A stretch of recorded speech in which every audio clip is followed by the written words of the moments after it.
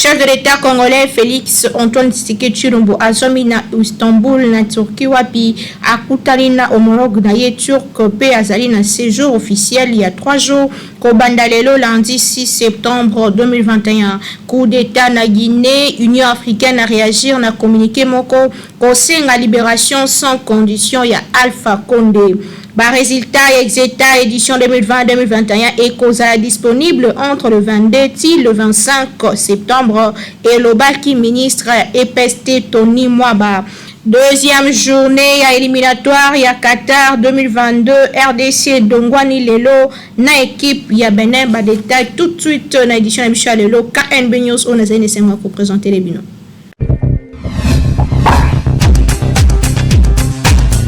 Bote édition le bandi, merci na fidélité peu confiance pour passer na KNB News on informe cabine toujours d'une manière très professionnelle. Tikato Fongo l'édition na chef de l'État Félix Antoine Tshisekedi Tshilombo a toujours na séjour na Europe lelo oyo chef de l'État azelami na Turquie wapi ya ko-signer ba accord bilatéraux mokolo ya lelo akokuta na pena homologue na turc ba détail na image pe commentaire on. Toujours en séjour na mikili ya poto, président Félix Antoine Tshisekedi Tshilombo azelami lelo lundi 6 septembre na Ankara, capitale ya Turquie, kisha mikolo misato na visite officielle. Selon programme communiqué na presse présidentielle, chef de l'État congolais a kozwa tête à tête na homologue na turc mokolo ya lelo na yambo Félix Tshisekedi akokende ko visiter mausolée Antikaba pe a participer na signature ya accords bilatéraux entre les deux États. Toujours selon presse présidentielle, Félix Tshisekedi Tshilombo, président de RDC, a kokende na Istanbul mercredi 8 septembre 2021 pour participer à la table ronde na Turkey Business Community wapi akosona bango makambo tali toujours d'intérêt commun les deux pays. Mercredi, programme n'a prévoir réunion moko sur les optiques du Conseil des relations économiques étrangères na ba homme pe ba femme d'affaires turc wapi bazali chargé na mine, infrastructure, énergie, équipement militaire pe consort yango kozala suivi na visite ya ba lutte culturelle pe touristique ya pays musulman oyo yambo akozwa avion na ye d'Istanbul pour na ko regagner Kinshasa. Toutefois, rencontre na sommet de deux présidents ezali occasion pour la Turquie PRDC et développer ba relation de coopération na plusieurs domaines ndenge balobaki awa. Il faut qu'on note que président Félix Tshisekedi alongaki Kinshasa le 26 août wapi a débuté qui tournait en Allemagne wapi akendaki sur invitation ya chancelière allemande Angela Merkel wapi basolaki na sommet des États Compact for Africa na qualité na ya président en exercice Union africaine pe à travers sommet yango oyo visaki ko créer plateforme essentielle à réunir investisseurs privés allemands pe africains autour de projet porteur. Chef de l'État congolais a contacté qui ba haute personnalité pe opérateur économique allemand pour na kobisa bango nini Afrique ezali pendenge ni mboka na ezali akenda ki na Rome wapi akomaki le 1er septembre. Président Félix Tshisekedi qui part na Milan na 47e édition ya forum Ambreset sur l'économie mondiale axé sur les thèmes les scénarios d'aujourd'hui et de demain pour les stratégies concurrentielles. Na Allemagne comme na Italie, chef de l'État congolais a solaki azoki ba entretien na homologue na ye allemand et italien focalisé notamment sur le raffermissement et la relation de coopération et d'intérêt commun entre RDC et les pays na bango respectifs. Na Berlin pe asolaki na chancelière allemande Angela Merkel partout à qui chef de l'État congolais a présenté qui opportunité d'investissement où ezali offrir RDC un pays scandaleusement riche. Mboka moko etondant kita, c'est-à-dire que chef de l'État azali kaka ko voyager te kasi azali ko kende bisika bonso pona kola kisana mokili nini mboka na ye ezali na yango ya ko offrir pe bango bakoli ko ya ko investir pona ko pesa misala pe ko ndenge ni ko développer mboka na biso. Kinshasa et l'équipe partout. coup d'état na Guinée-Conakry, Union africaine et réagir dans communiqué mon que président Alpha Condé a libéré immédiatement. Bolanda image fait commentaire au SAMI Awa na merveille Mobende. Guinée-Conakry est dirigé une armée depuis Mokolo lobby dimanche 5 septembre 2021 lors de la tentative de coup d'état wapi chef de groupement y a force spéciale colonel Mamadi Dumbo ya na équipe na ye ya ba putschiste basala ki pona kokanga président Alpha Condé groupement ya ba force spéciale dirigé na colonel Mamadi Doumbouya eza na origine ya coup d'état o esalama ki lobby na Guinée bango bakanga ki président Alpha Condé na résidence na ye pe ba décider ko dissoudre ba institution ya mboka Guinée pe lisusu constitution moko ya ba putschiste a déclaré ki na vidéo moko ezo circuler na ba réseaux sociaux que après avoir causé président oyo aza actuellement na maboko na bango ba décider ko dissoudre constitution kasi na communiqué conjoint oyo président en exercice ya Union africaine Félix Antoine Tshisekedi Tshilombo pe président ya commission ya Union africaine Moussa Faki basala ki ba condamner acte oyo ya kozwa pouvoir na makasi pe ba exiger libération immédiate ya président Alpha Condé. Lisusu des personnalités invité conseil de paix et sécurité à l'Union africaine bastanga na lombango pour examiner nouvelle situation na Guinée pe kozwa ba mesures appropriées na circonstances oyo to rappeler que porte-parole ya armée asala ki communiqué moko kolobaki bazana président pe médecin moko a consulta qui est problème moko ezate ba réouverture ya ba frontière terrestre pe aérienne salamaki mokolo ya lelo après putsch pe couvre-feu eza annoncé na mboka Guinée mobimba dossier oyo eza à suivre Kinshasa et l'équipe partout.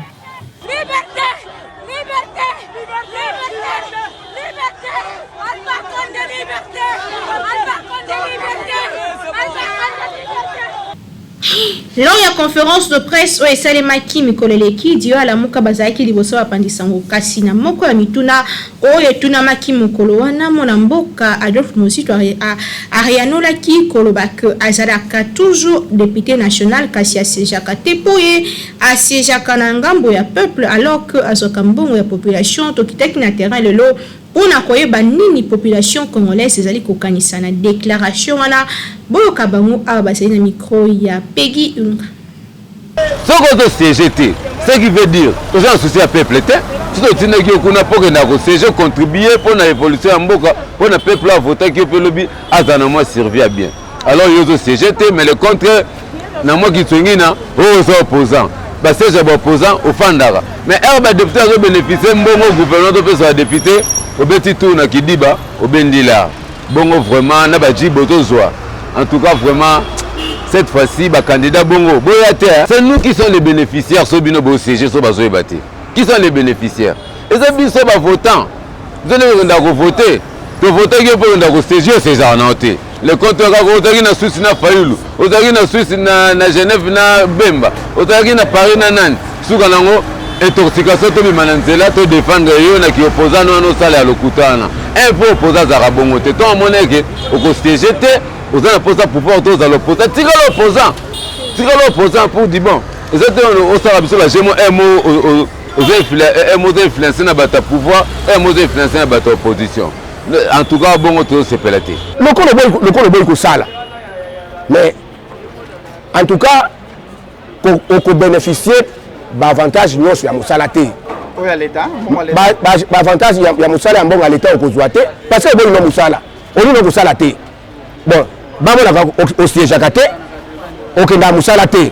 Mais à la fin de compte, chaque fin du mois, aux salariés va foutre comme bon. Eux voient kamituka. Voilà le niveau de tsani. Au moins ba orgueil wana ya keno ngai nazali na préparation à la candidat président de la République.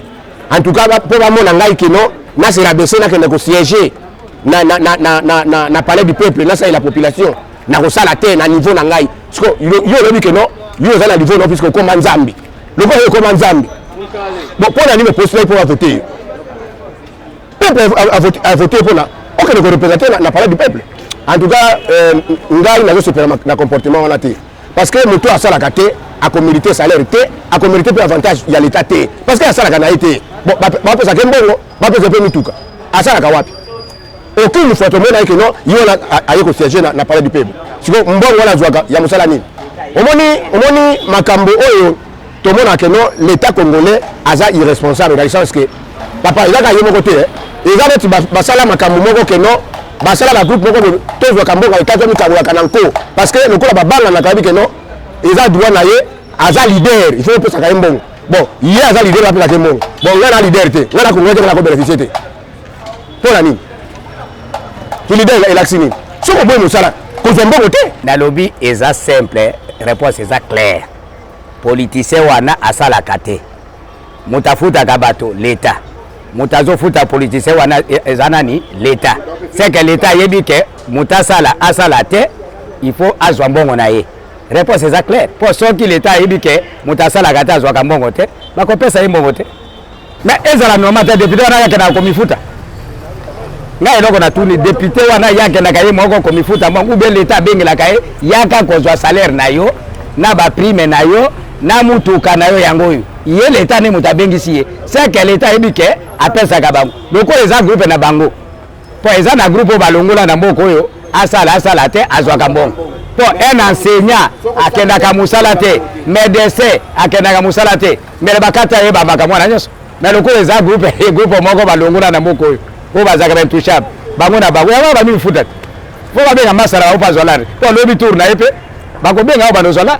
Bon, pour Nangaï, avant nous avons bien, est-ce que l'Assemblée nationale n'a pas règlement, Assemblée nationale n'a pas règlement d'ordre intérieur na bango, ils ont l'obani na député ou yazako CGT.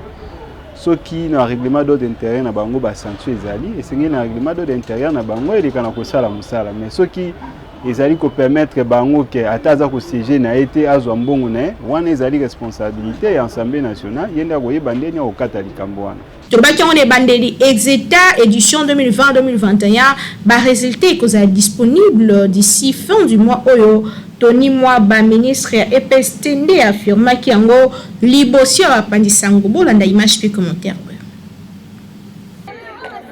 Ministre de l'enseignement primaire, secondaire et technique Tony Mwaba a annoncé publication et résultat de l'examen d'État exéta 2020-2021 avant fin du mois de septembre. Tony Mwaba lobaki yango lors ya passage na yena antenne ya Radio Télévision Nationale Congolaise RTNC samedi 4 septembre 2021. Contrairement à l'année antérieure, il y a une forte participation à finaliste année Oyo et à lobaki boé que impact et attend et soit qui makasi sur publication.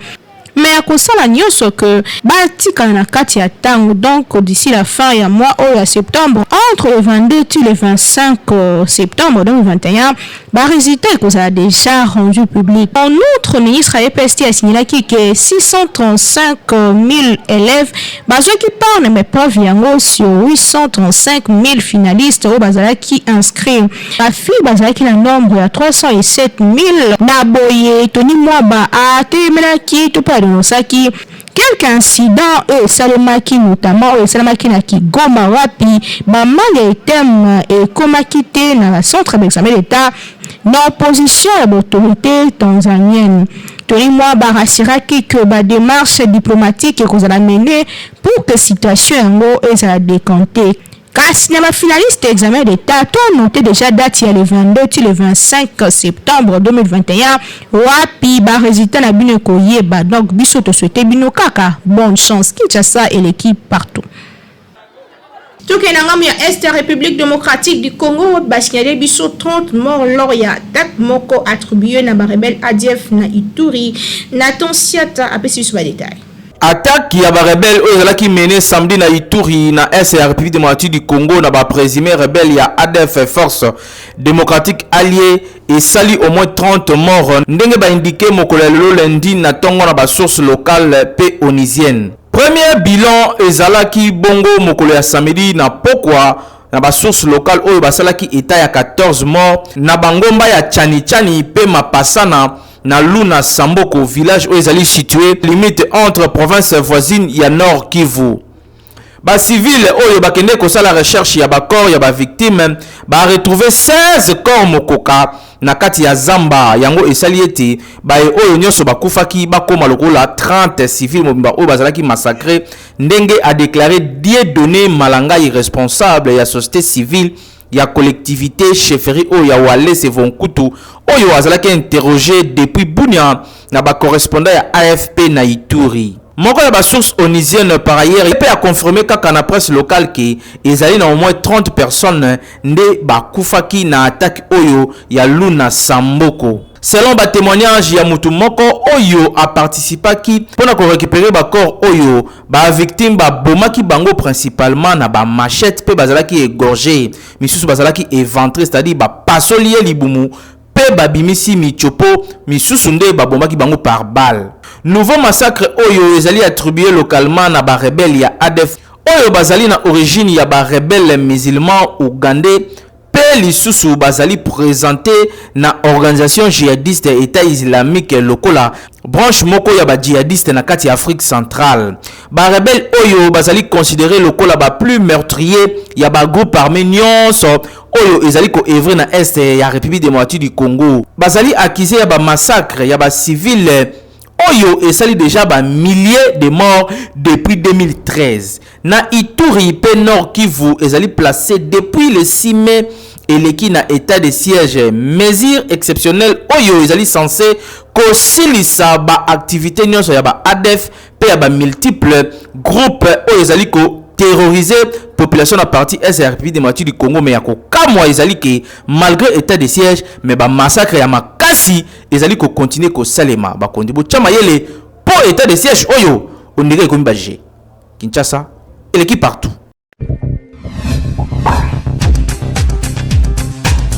Na cadre ya journée mondiale lelo mokilezo célébrer journée mondiale de santé sexuelle eza nini pona nini kozwa tant ya kobetela mona lisolo ya santé sexuelle na ye zo idée na image pe commentaire oyo. Le 4 septembre, à chaque année, il célèbre la journée mondiale de la santé sexuelle. Le lo tozongeli yango vie importance ya journée yango pe impact social na yango. Journée mondiale de la santé sexuelle existe à bel et bien pe origine yango. Na côté, il y a OMS, Organisation mondiale de la santé. Plus concrètement, ESA qui est instituée en 2010, l'Association mondiale de santé sexuelle, aux États-Unis d'Amérique. Le lot de la santé publique. Définition, ESA que concept, il y a santé sexuelle, ESA la santé publique. Définition, ESA que ESA santé, ESA pourtant, ESA poser toujours question à tel point que OMS est proposé des sensiblement différents. Nabandé 1970, Organisation mondiale de la santé est proposée qu'à formulation suivante: la santé sexuelle et l'intégration des aspects somatiques, affectifs et intellectuels, sociaux de l'être voué. Ainsi réalisé selon des modalités épanouissantes qui favorisent la personnalité, la communication et l'amour. Définition à reposer qu'à déjà la base moko la conception intégrative de la santé sexuelle où ils allaient limiter donc plus ou moins l'absence d'infection sexuellement transmissible. À partir de l'année 90, puis qui revoir définition en Europe, qui qu'on compte impact il y a sida. Peu de nouvelles définitions à cause de la proposer. Qui coloba que santé sexuelle, les allez bon état de bien-être physique, mental, et social, dans le domaine de la sexualité, il y a où ils allaient recueillir une approche positive et respectueuse de la sexualité, il y a relation sexuelle, puis sous possibilité à cause d'une expérience sexuelle, où ils allaient avoir source, il y a plaisir sans risque. Libre de toute coercition discriminatoire ou violence. Lecture et à procéder en gros, ils allaient comme un moto dans l'univers mobimba. Azala toujours qu'on soit soin en sexualité na ye. Et il dit que journée à l'élo, et ils allaient s'adresser dans moto nyonso ya ko réfléchir un instant pour la croyer balo lengi kani aviva ka vie sexuelle na ye po vie sexuelle nde ekoki ko bongisa pe ekoki ko bebisa vie ya moto surtout na adolescent ils allaient très important. Parents azwa temps ya koyebisa mwana na ye c'est quoi la sexualité pe ndenge nini esalemaka olie ke mwana kini kozongo na balabala po kuna na balabala. Éducation du fils et bébisaka ndeko bébisa mwana ezali très important na parents nyonso na age moko avandisa mwana na ye pa yebisa ye makambo oyo ezali kosalema na mokili lolenge kani koevite bainfection sexuellement transmissible mpe koevite bagrossesse non désirable, c'est-à-dire que soki ovandisi mwana ozo koexplike ye lakisa ye ndenge nyonso makambo esalemaka kasi na suka na yango opesa ye conseil mpe yebisa ye verité kobombela ye te mpo soki obombeli ye mokili koyebisa ye na ndenge na yango mpe mwana okosutuka esi ya beba. Abstinence ezali moko ya bavaleur oyo na Afrique ezalaka vraiment protégé kasi na bamers na biso lelo na mondialisation tosombi civilisation étrangère kasi atako bongo parents nyonso azali na devoir ya koyebisa bana na ye vérité po internet ezali télévision ezali nyonso ezali kobebisa kasi soki ayoki yango na monoko ya moboti mpe olakisi ye nzela ya malamu ekozala malamu mingi mpo na santé sexuelle na ye mpo yango ekoki kobebisa ye imagine ke mwana ake kozwa sida mpo moboti eyebisaki ye te ekozala pasi mingi kasi soki oyebisi ye ekosuma pour ke azala discipliné. Kinshasa eleki partout.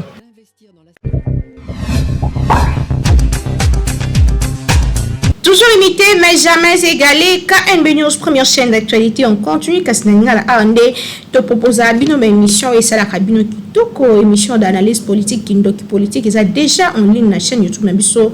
Kasikobu, ça n'a été qu'à s'abonner.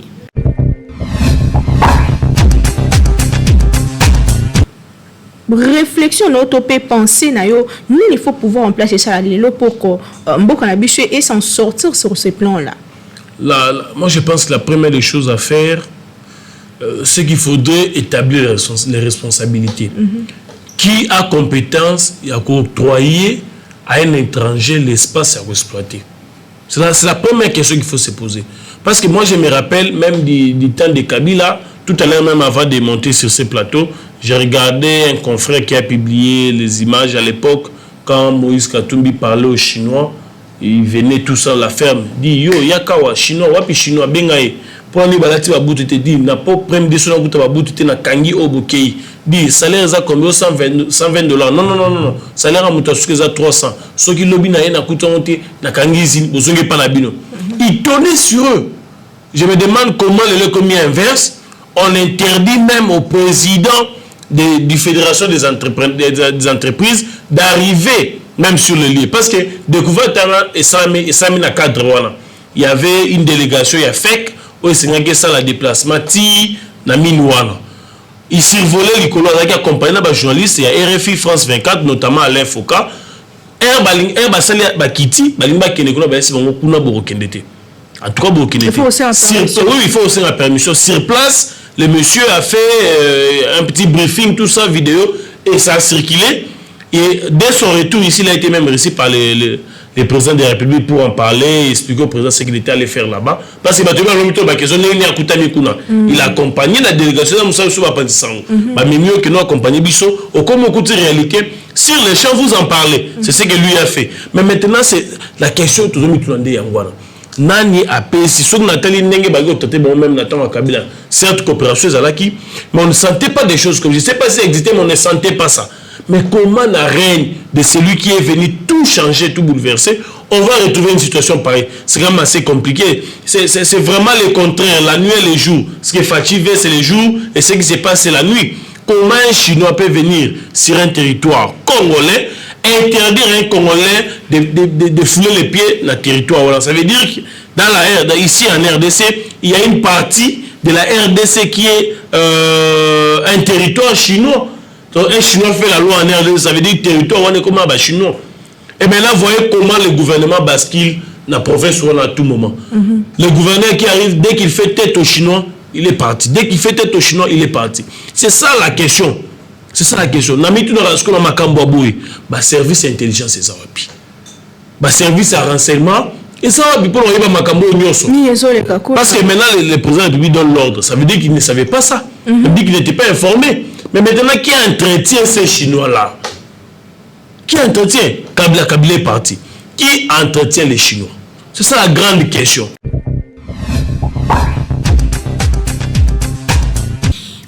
comportement ya mibali oyo bapesaka ba rapport sur basi na bango, c'est-à-dire que akenda koloba mabe ya mwasi na famille na ye to pe na famille ya mwasi yango moko to pe na entourage et intéressé biso lelo, est-ce que c'est normal que mobali alobara mabe ya mwasi na ye to kiteki sur terrain population qui n'ose barrer ce qui a wana micro ya Hervé Zaka pe merveille mobende. Libala ezalaka pour le meilleur et le pur pe yango eza période moko ya maturité. Ce que lingo s'engager na libala, il faut d'abord yo moko zala convaincu que okokoka ko supporter moto za mposo sanga na ye. Poye akoya na éducation na ye, yo pe okoya na éducation na yo bosangisi. Donc il faut se comprendre. Pe bo corriger place bo moni kezo simbate po botambola malamu. C'est très important na mwasi na mobali bazala mutema munene pe bazala un peu mature pour na koyeba ko supporter pe ko maîtriser moninga. Kasi to mona kana ba couple ebele okomona mwasi na mobali bazokuka ko gérer ba problème na bango te. Soki bazi problème muke mobali yake ko pesa rapport na famille na ye. Problème muke mwasi pe na ngambo na ye yake ko pesa rapport na famille na ye. Misusu kutu mwa problème muke ake ko pesa rapport na ba maman église. Topé na ba voisin azobosa na ke yango eza ko protéger famille na été pe eza ko pesa mobile topé mwasi na respecter yango biso magazine Kanbe News to tunaki na bakino soki comportement o mibali bazala nango ya ko pesa rapport ya basi na bango na famille soki ezala kamalamu ngala zwa décision aucun jour na ko refunda ka mwasi na nga na famille na nga quel que soit nature problème pona nini soki lelo na zwi mokano ete na kele kofunda mwasi na nga na famille na ye na famille na nga elingi ko ete famille na nga eko respecter sous mwasi na nga ete donc to balana ki ba exception dans le pur et dans le meilleur. C'est ainsi nga gabi na loba yango e ya butu e ya moyi problème nyonso ya nga na mwasi na ngai to ko arranger on a biso mibale pe to ko réponse à l'amiable.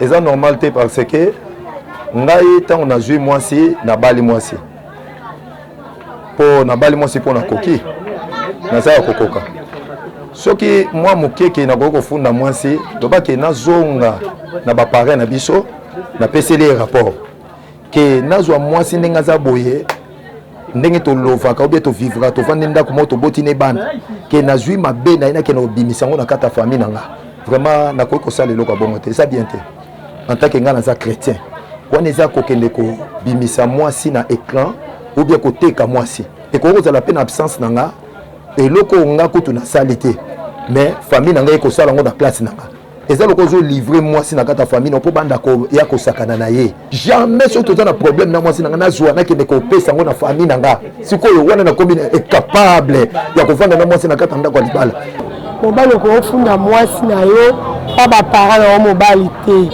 soki mabeza luka ba parents nde bato bakoma ba parents libela ya libala funda mwasi na yo ba parents ba vaisa bino bosolo soki okembala moko ba parents na yo eza oyinisa mwasi na yo omo ata mosu bandeko bazali na confiance ya mwasi na yo bakomi koyina mwasi na yo mibali bose comporta bongo fo botika likambo na yo na mwasi na yo ezala parent na yo ezala parent ya mwasi bakongole bango te baparent ya bien baparent po baparent tozwaka bango de an église bakote ya biso na liloba nzambe elongo eza normal te parce que mpona nipo yo moko oza responsable gérer problème na so omoni ntango mosusu ke elekeli yo luka mwa bapembeni mpe bato bazali pose mwa question bakote yo malamu plus ke famille na yo parce que na famille na yo soki okefunda mwasi na yo bakoimpose oka kotika ye bakomonaka mabe na ye bakomona malamu na ye te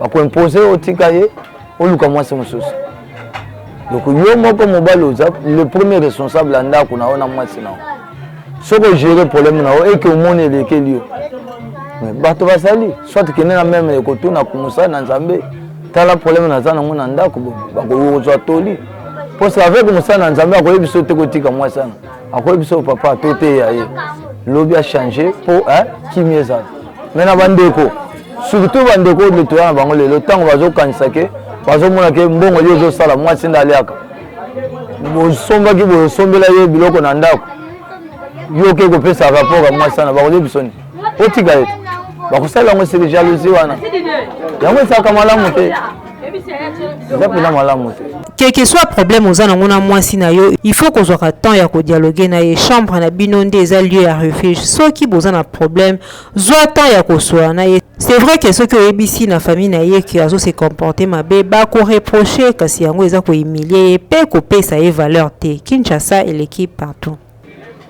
Et cette édition il y a lundi 6 septembre 2021 on a Naomi Pilanzaki ne senga ko présenter bino. Merci une équipe technique et rédactionnelle au saki monsa ki toko na sima caméra tozaki na Hervé Zaka régie et simama ki na Timothée Kayembe réalisation zaki ya Nathan Siata édition betamaki dada na merveille mobende toujours na coordination et Grand Lyon il y a communication on la tient déjà ma connait à wana ville province à Kinshasa bon retour kasinga na bino Tokutel Mikolezali Koya, toujours associé à servir d'une manière très très professionnelle. Tika et Sabino que Bobanda, semaine et l'amour. Bon début de semaine.